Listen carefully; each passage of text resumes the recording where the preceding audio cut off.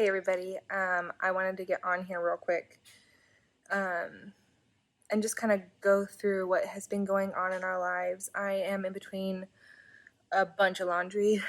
We are getting ready to go see family tomorrow, and I definitely wanted to get this video up before we went and did that.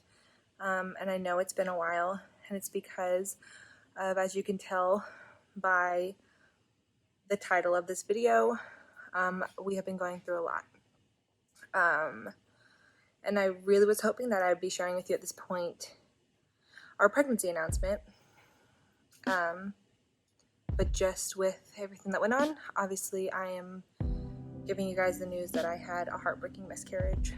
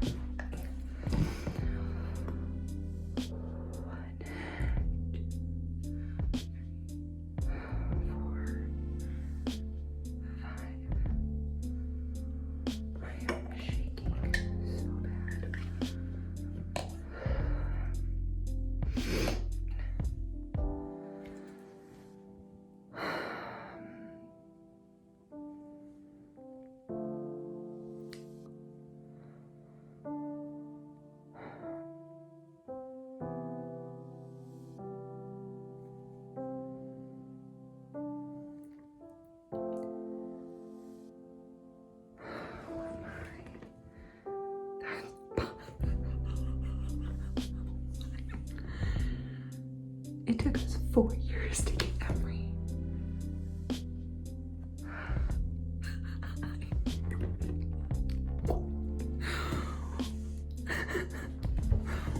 What is even happening? That is so positive.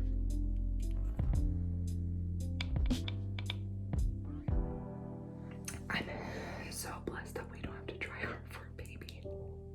Like, we don't have to go through infertility treatment. Look how dark this one is now. Are you freaking kidding me? Are you freaking kidding me?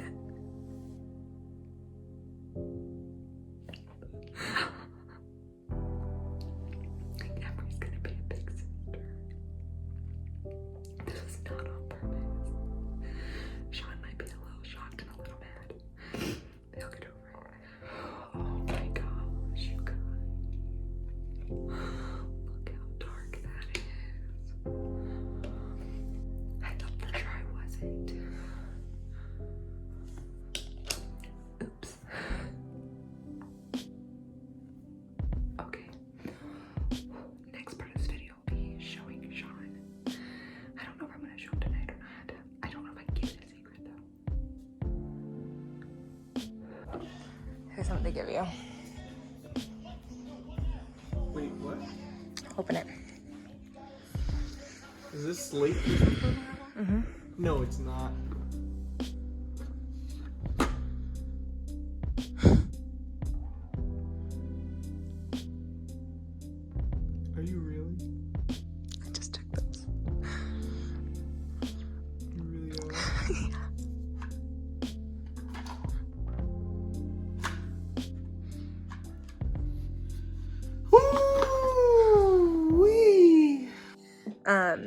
So yeah, everything was good. I went in and I did blood work, and then 48 hours again, did blood work, and everything was rising perfect. Everything was looking perfect. I did go in for a scan.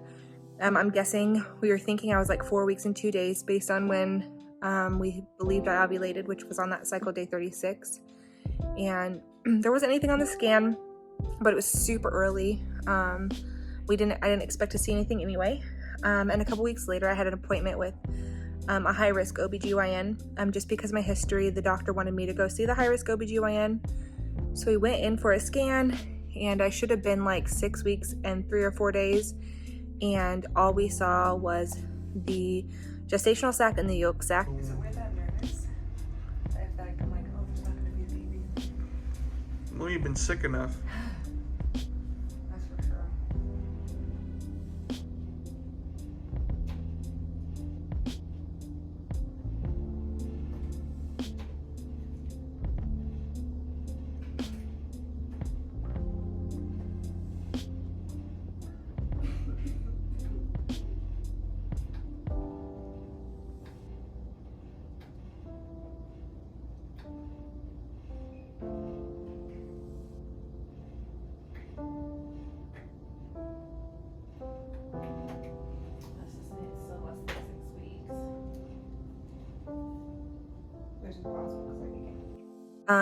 It should have been, I kind of knew something was off because I didn't know exactly when I ovulated. I thought maybe I'm just, further, not as far along as I initially thought, and my hormones are just looking great. Then my doctor had me repeat blood tests, and my HCG, which is the pregnancy hormone that is released when the embryo attaches to your uterine lining, was almost 19,000, which is super high. And usually you see a fetal pull and a heartbeat when your hormone is at 6,000. And mine was definitely over doubled that. And there was only a yolk sac, so that didn't look great. I went back in to my original doctor, not the high risk, and they did another scan like a week later, and they told me there wasn't even a yolk sac anymore, and that I should wait 2 weeks and then call them if I haven't started anything. After a week, I was just so emotionally done with the whole thing. I felt like it had already been dragging on for weeks. And I was just so emotionally done. I asked if there was anything I could do, any medicine I could take, because I knew there was medicine I could take. And they told me to wait another week. And so, heartbroken, I waited another week and just kind of wanted it all over with, to be honest. We kept testing my blood, and it started going down. My HCG started dropping, which definitely meant that I was no longer going to be pregnant. And I was kind of frustrated because my doctor told me the only thing that they could do was recommend a surgeon. And I was frustrated with that because I knew that wasn't my only option. So I called around, and I found an amazing OBGYN about 25 minutes away from me. And they did another scan, and I did have a fetal pull, and it had stopped growing at 6 weeks, 4 days, and it had no heartbeat, so we knew it wasn't alive anymore. The OBGYN then prescribed me the medication to help my body initiate the miscarriage, as long as my blood work had gone down as well. So they had redone my blood work. And at that point, the last blood I had done was at 16,000. So we did blood work again, and she prescribed me the medicine on top of it, pain medicine for me. And I was just so thankful that somebody had given me a solution so that I didn't have to sit here in like this limbo of I'm pregnant, but I'm not pregnant. And I just felt stuck, like I couldn't move on.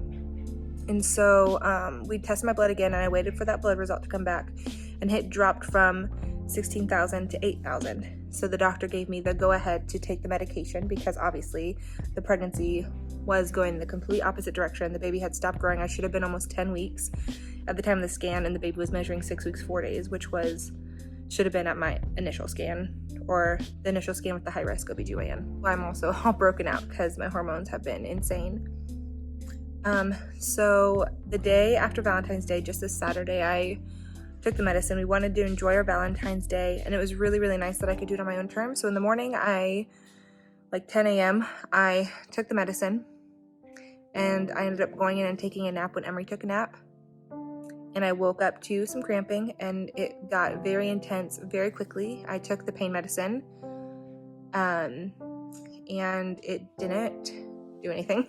And it's not just like ibuprofen. It's hardcore pain medicine. And I was definitely having real contractions. I could feel them go up, and then I'd get like a 30-second break, and I'd feel them go up, and that happened for about 3 hours. I started at 1 p.m., and at 4:30, somehow at 4 o'clock, I had dozed off, and I don't know how, because I was in so much pain. And when I woke up a half hour later, the pain had subsided, and I went into the restroom, and I passed the pregnancy. That was probably the hardest thing I've ever had to do, because I have gone through a C-section and had my baby in the NICU for 2 months, but like I had my baby there. And after the C-section, I was like, obviously I got a spinal block, and so I didn't feel anything during the C-section. Afterwards, I was more so just sore, and all I had to take was ibuprofen. This was definitely physically and emotionally painful. All my other miscarriages were super early on, and I knew that I was miscarrying because the bleeding started. I didn't have to sit here for weeks and wait in this limbo and like beg the doctor to help me. But I'm finally on the other side of it, which is why I feel okay talking about it. I'm doing much better emotionally now. I think a lot has to do with my hormones being lower. So obviously I'll keep testing my hormones and make sure that the hormone comes out 100% and drops back down to 0. And then this doctor, when we are ready to try to get pregnant, said they would help me and test my hormones and give me Femera, which is how we got pregnant with Emery. And so I just feel really, really blessed that I found this OBGYN through this whole process. Yeah. So that's kind of everything that's been going on since January 1st. And it's now February 18th, and I'm just on the other side of it. It has felt like the longest 2 months of my life. I wouldn't wish this on anybody. So if this is something that you're going through and you feel alone or you have questions, go ahead and send me a message on my Instagram. I'm an open book, obviously. I reached out to a lot of my friends who had this, not a lot, but a few of my friends, and they were super, super helpful on making the decision on whether to wait for it to be natural or take the medication, because that's a hard decision to make. But I was thankful for the reassurance I got. I actually got to keep a picture of the fetal pole, which was really beautiful that I got a picture of the baby when the other OBGYN told me there wasn't even a yolk sac anymore, which that's frustrating because there was a fetal pole and an oversized yolk sac. So I'm frustrated about that. I feel like I didn't get accurate information, along with medication. Like I didn't get accurate information about my options. So anyway, we are now in the healing process for sure. And I feel so blessed to have my daughter, and I feel blessed to kind of have this over with. To be honest, it was really difficult. It was really, really hard. But I've been wanting to share this with you guys for a while. I just wanted to be on the other end of it first. And we are. It's a very hard season to be in. So thank you all so much for watching.